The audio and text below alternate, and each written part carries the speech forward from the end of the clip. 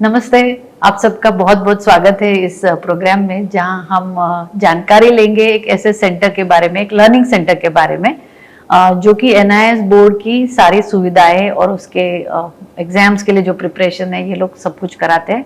तो आइए मिलते हैं सोनाली देशमुख मैम से, और इनसे हम जानना चाहेंगे इनके सेंटर के बारे में, जेन वाई लर्निंग सेंटर। नमस्ते मैम, आपका बहुत बहुत स्वागत है। Thank you so much ma'am. Gen Y development centre हम लोगों ने चालू किया था अराउंड 7-8 इयर्स नाउ। आइडिया बहुत पहले की थी, क्योंकि हम लोग training and development activities MBA colleges के लिए करते हैं, और मेरा तो शुरू से ही both of us who we have started, Harshali Murudkar और मैं, जो चला रहे हैं यहाँ पे सेंटर, ट्रेनिंग एंड डेवलपमेंट में ही है। 25 साल प्लस एक्सपीरियंस है हमारा, और बच्चों के एवरी वाई को हम लोग क्या सोल्यूशन दे सकते, ये थॉट प्रोसेस पे हम लोग काम करते हैं। So we started with the mission that we will be helping these students to empower them, enhance their clarity about what they want to B.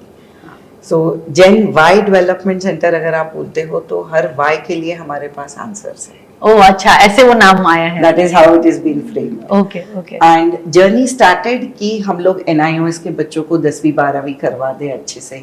बहुत बच्चे आते हैं स्कूल से जिनको कोई एक सब्जेक्ट में इंटरेस्ट नहीं होता है, तो उसकी वजह से वो कैस्केडिंग इफेक्ट होता है बाकी ओवरऑल रिजल्ट पे। एंड किसी की हैंडराइटिंग अच्छी नहीं है, किसी को अंडरस्टैंडिंग अच्छा नहीं है, किसी का रीडिंग अच्छा नहीं है, तो कन्वेंशनल एजुकेशन में ये बच्चे आर बीन labeled कि he is weak child. With NIOS and Gen Y development ऐसा किसी को भी लेबलिंग नहीं होता है। तो बच्चे जब आते हैं वो फ्रेश स्लेट की जैसे आते हैं।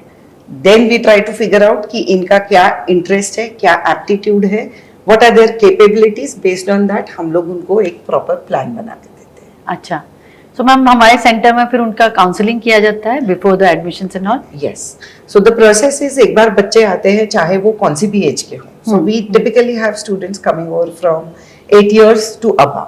अच्छा, हाँ, तो जब बच्चे आते हैं तो उनका एक बेसिक प्रोफाइलिंग कराते हैं हम लोग, उनका असेसमेंट होता है। हमने एक डिज़ाइन किया हुआ क्वेश्चनर है, जिसके बेसिस पे हम लोग ये डिसाइड करते हैं कि बच्चे का एकेडमिक एज कितना है, और मेंटल एज कितना है, और क्रोनोलॉजिकल एज कितना है। अच्छा, तो जब ये तीनों को हम अमेलगमेट करते हैं तो we can make a proper individual plan for that child. अच्छा, फिर वो उनका जो भी एकेडमिक एज के कैपेसिटी के बेसिस पे NIOS का जो प्रोग्राम है उसमें हम लोगों ने बास्केट्स बनाए हैं। अच्छा, we try to fit in that child according to that basket and we make an individual plan। क्योंकि पढ़ाई एक तरफ हो गई है, पर पढ़ाई के लिए जो चीजें इम्पोर्टेंट होती हैं, जैसा राइटिंग है, रीडिंग है, अंडरस्टैंडिंग, कॉम्प्रिहेंशन है, ये अगर उनको नहीं आता है तो यहाँ पे हम लोग बहुत मेजर रोल प्ले करते हैं। अच्छा, that is called as a remedial activity. And ये रेमेडियल्स में हम लोग ये जो फाउंडेशन होता है पढ़ाई के लिए, ये कवर करते हैं। अच्छा मैम, ये रेमेडियल जो आप वर्ड यूज कर रहे हैं, इसके बारे में आप कुछ और बताएंगे ज्यादा? So remedial has nothing to do with the academics as in the subjects. हाँ, पर सब्जेक्ट पढ़ने के लिए जो हमको चाहिए ना, तरीका जो होता है। हाँ। या एक छोटा example if I have to give you, it is our handwriting. कभी भी आप किसी के हैंडराइटिंग देखते हो तो आपको उनकी जनरल पर्सनालिटी समझ में आती है। Now why this? Because handwriting gives you certain curves which are directly connected to the neurons in the brains, and it is very scientific। तो जब handwriting किसी की बहुत अच्छी है ना, तो कहीं तो भी वो कनेक्शन है, and the mind body soul with your fine motors ये सिंक में काम करते हैं। तो जैसे बच्चों का हम लोग प्रोफाइलिंग करते हैं और उनकी हैंडराइटिंग अच्छी नहीं है, तो the first thing we understand is कि ये थोड़े muscular fine motors are not very well developed. तो रेमेडियल में हम क्या करेंगे, फिर हाथ से जो भी ये फिंगर से काम करेंगे, ऐसे बहुत सारी एक्टिविटीज है। So for example, right alphabets in with on a sand, या रंगोली पे लिखो, या ग्रिपर्स रहते हैं बच्चों के ना, होल्ड अच्छे नहीं होते तो ग्रिपर्स देके हम लिखवाते हैं। जो पेन से नहीं होता है वो पेंसिल से होता है। जो हाथ से कटिंग भी करवाना है तो ये भी बच्चों को समझ में आता है, how to use the fingers correctly for specific words. So remedial will include all those small occupational therapies जो यूज होता है उनका फाउंडेशन बिल्ड करने के लिए। अच्छा, ओके। सो मैम, मतलब आपका कहना है कि जब एनआईएस बोर्ड का एग्जाम देना है तो वो 10th और 12th का देना है, बट अगर बच्चा आपके पास मान लीजिए 10 साल का आता है जिसकी अभी एज नहीं है, बट वो होशियार बहुत है और आपको लगता है वो दे सकता है, तो क्या वो एग्जाम दे सकता है डायरेक्टली 10th की? मतलब उसका पैटर्न, फिर उसका प्रोसेस क्या होगा? हाँ, सो डायरेक्टली 10 साल का बच्चा 10वीं नहीं देगा, हाँ, पर 10 साल का बच्चा टिपिकली इन अ स्कूल फर्स्ट सेकेंड में रहेगा जी। तो but and if he is very good चौथी में रहेगा, 10वीं, हाँ, 10 साल का बच्चा। तो 10 साल का बच्चा थर्ड फोर्थ, हाँ, हाँ, उसका मेंटल एज है, उसके सारे he is absolutely academically capable, तो उसको 10वीं नहीं कराएंगे। बट एनआईओएस बोर्ड का जो, अगर आपने एनईपी सुना है, तो NEP has 5 qualifying levels till 12th standard. अच्छा, सो एनआईओएस बोर्ड में भी फर्स्ट सेकंड थर्ड को मिला के एक ही एग्जाम होती है। ओ अच्छा, यस, सो द चाइल्ड, मतलब 3 साल बोल रहे हैं आप? तीन levels, 3 levels, first second third को एक एग्जाम होती है, क्वालिफाइंग एग्जाम। अच्छा, so the child qualifies third standard. अच्छा, और ये एज ग्रुप है 8 to 10 years। जी। फिर 10 to 12 years, हाँ, 4th and 5th स्टैंडर्ड की एक एग्जाम होती है। अच्छा, एंड 12 to 14 years, हाँ, 6th and 7th स्टैंडर्ड की थर्ड एग्जाम होती है। ओ अच्छा, Now once the child is 14 years, then he qualifies for the 10th standard।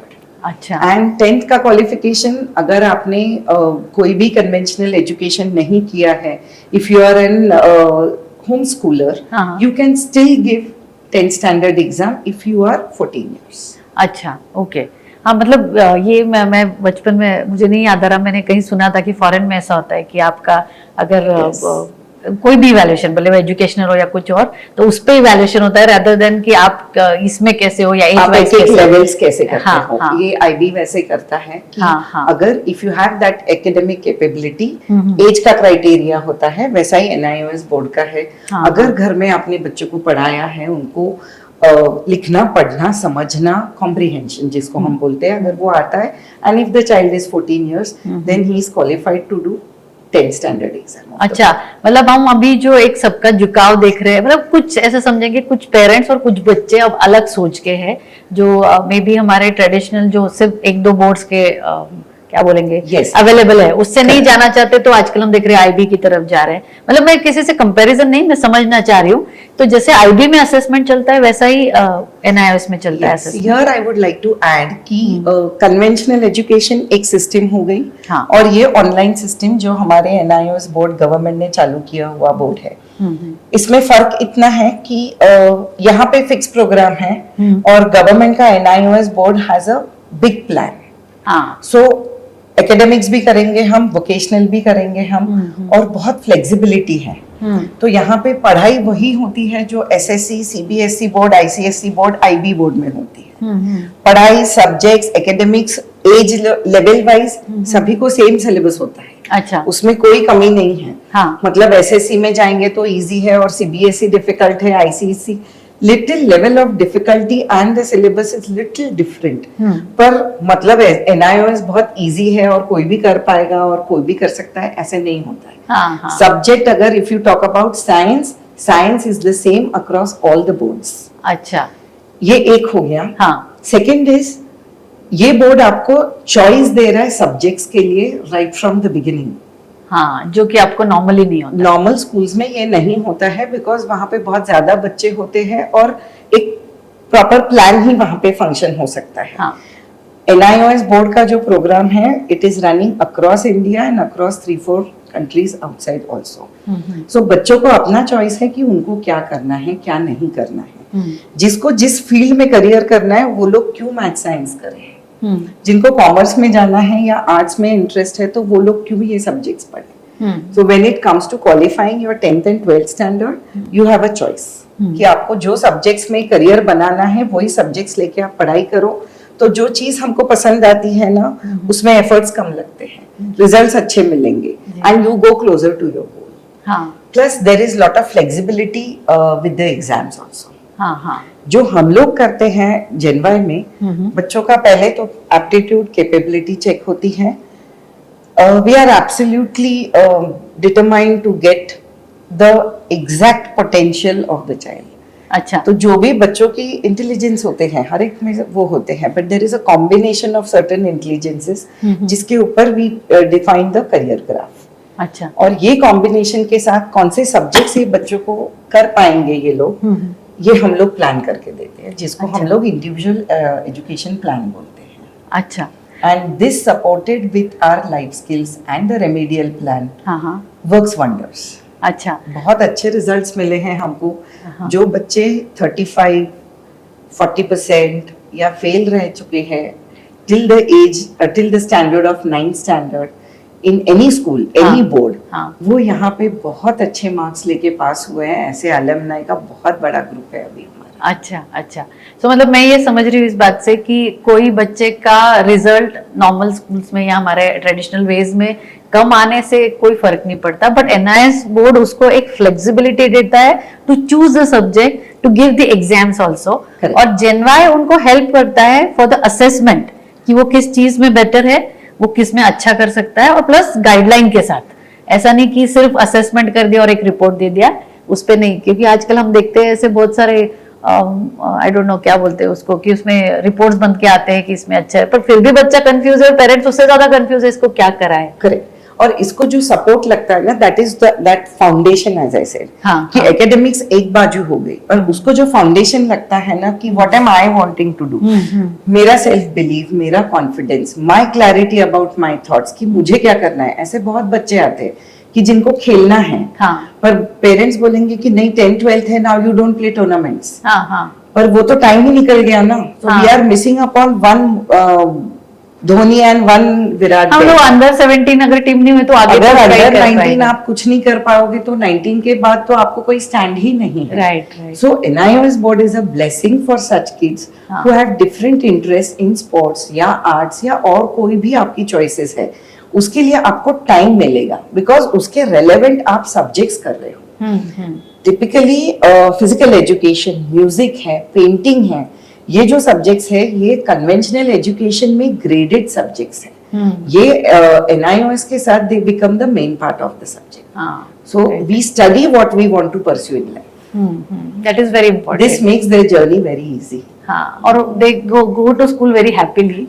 Because जो चीज मेरे को पसंद है, अगर वो स्कूल में पढ़ा रहे तो हम क्यों नहीं जाएंगे। वही होता है कन्वेंशनल स्कूल्स में कि हमको हिस्ट्री ज्योग्राफी में इंटरेस्ट ही नहीं है और आप क्लास में बिठा रहे हो, he sitting blank in the class. Yes yes, so that's the difference. Okay.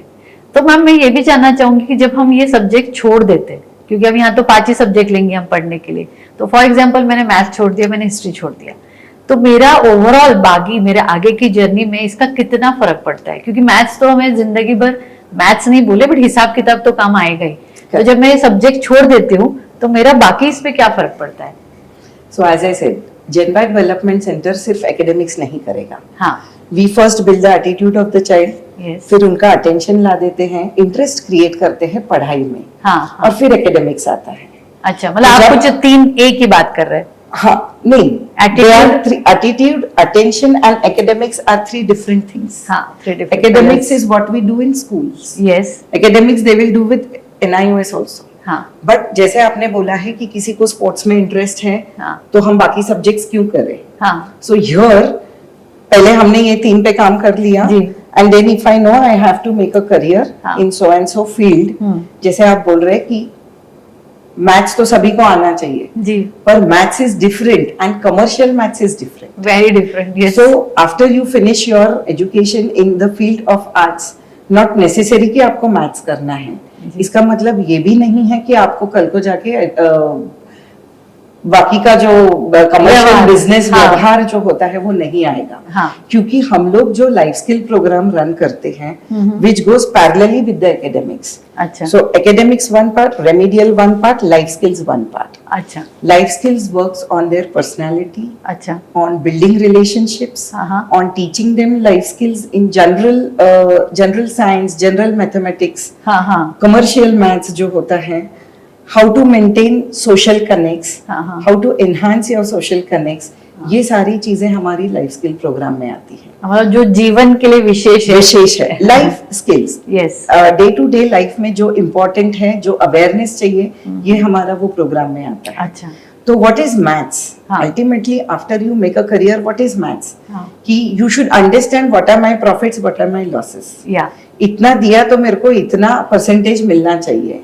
या for example for students 5 subjects का हमको एवरेज निकालना है, ये आना चाहिए. या इसके लिए मैथ्स पढ़ना जरूरी नहीं, जी बिल्कुल. Because maths will have all the derivative integrations and trigonometry and geometry, हाँ विच इज फॉरेन फॉर दो स्टूडेंट्स जिनको इंटरेस्ट ही नहीं है मैथ्स में. जी जी. तो हमारे जेनवाई की जो लाइफ स्किल्स का प्रोग्राम है, इसमें we teach them all the general life skills which comes as commercial maths and the general mathematics science which is essential. अच्छा. तो जनरल जीके है, करंट अफेयर्स है, हाँ. ये जो भी अपना डे टू डे लाइफ में how to have your presentation skills, ये सारा उसी में आ जाता है. Which is very important. Which is very important. More than because scoring, in fact. Actually. हाँ. So when you come for an interview, like we are at a panel of now हाँ. for the placements also, अच्छा.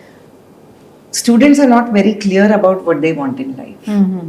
अगर आप कल को at the age when you are passing out and you are going for an interview and you say that I am joining this company because my friend has joined, nobody is going to select you. Yeah. But if you have that clarity of your thought हम्म. कि मुझे ये करना है क्योंकि आगे this is going to help me hmm. and this is my journey and this is my goal towards which I am going, then probably you will be selected. Yeah. So we include a lot of practical, hands-on, experiential learning. हाँ. तो हमारे बच्चे 6th-7th में ही सीख लेते हैं कि वो कॉर्नर वाला पानी पूरी वाला बिजनेस कैसे कर रहा है.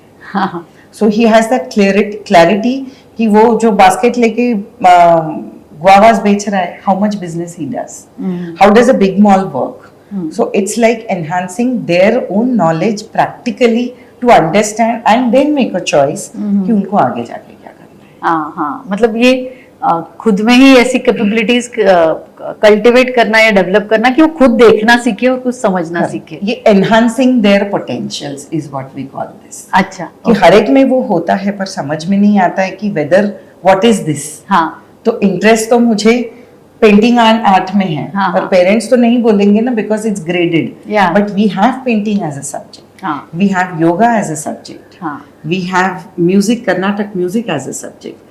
एंड वोकेशनल्स में तो आप बोलो और इतने सारे हमारे पास कोर्सेज हैं. हाँ, हाँ. So right from graphic designing to coding to web designing to so many things are included as vocational. तो मैम इसका मैं ये समझना चाहूंगी कि जैसे सब्जेक्ट्स 14 सब्जेक्ट है एनआईएस बोर्ड 10th स्टैंडर्ड के लिए 10th standard. They are the main subjects. हाँ. Other than that there are vocational subjects. अच्छा. Other than that there are vocational Yes. Subjects.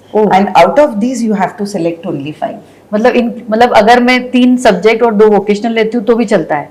एक ही वोकेशनल अभी फिलहाल बोर्ड ने अलाउ अच्छा. किया है. हाँ. एंड अगर आप 1-2 वोकेशनल एडिशनल भी लेना चाहते हो तो there is no restriction.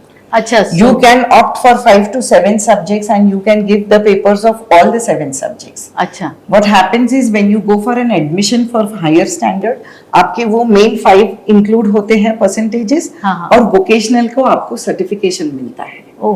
So, say for example, a child wants to make a career in web designing. उनको जो आगे ग्राफिक डिजाइनिंग के कोर्सेज करने हैं उसमें भी there are diplomas, advanced diplomas and there are certification courses. तो आपका एक certification already equivalent to 10th and 12th आपके पास हो गया. That becomes as an added advantage. अच्छा. तो ये फाउंडेशन जैसा हो गया कि फाउंडेशन रेडी हो गया. So, आप एकदम ही कुछ अलग नहीं पढ़ोगे. You have already done the basics of that subject, vocational subject, and उसके लिए हायर अप्स के लिए देयर इज अ चॉइस. अच्छा. सो मतलब कल को कोई ये सब्जेक्ट्स लेता है, साथ में वो योगा भी ले लेता है फॉर एग्जांपल, तो वो कल जाके अगर फिजियोथेरेपिस्ट बनना चाहे तो उसको एडमिशन मिलती है. मिलती है. अच्छा. बिकॉज हम लोग जब वो कॉम्बिनेशन देते हैं, जैसे मैंने बताया कि असेसमेंट करने के बाद वी आइडेंटिफाई कि what is the capability of the child. हाँ. फिर वो जो कॉम्बिनेशन ऑफ सब्जेक्ट्स हम लोग देते हैं, जैसे इधर इंग्लिश इज कंपलसरी, एक computer based we have made it compulsory क्योंकि आप कोई भी फील्ड में जाइए computers are used nowadays. So you should be absolutely literal and educated about it. Yes. उसके साथ जो कॉम्बिनेशन बनेगा, जिसको बिजनेस में जाना है, जिसको अपना योगा क्लास चालू करना है, he should have basics of home science. Business studies करेगा, he will do physical education, that child will do yoga also. हाँ. So this combination, that आप लोग suggest combination करते हैं. will enhance his knowledge about that field. हाँ. and आगे जाके उसको और लेवल अप करेंगे और अपग्रेड करेंगे. हाँ. और ये करते हुए वो साइड बाय साइड अपना काम के लिए भी तैयारी कर रहा है। Yes. और जो चीज फोकस्ड है उसके लिए तो ज्यादा समय दे पा रहा है। करेक्ट। हम लोग जब करते हैं तो हम लोग भी सी टू इट कि हमारे बच्चे कहीं छोटा इंटर्नशिप भी करें। सो हम ही हमारा बहुत इनबाउंड कुछ देते हैं उनको काम, मतलब हमारे यहाँ के बच्चे, we are a self sustain unit. अच्छा we don't have workers working with अस।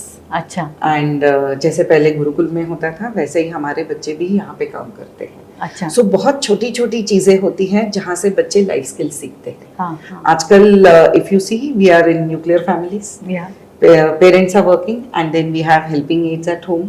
कोई काम नहीं करता है, बच्चों को बहुत छोटी छोटी चीजें भी नहीं आती हैं। So that micro learning happens at our centre.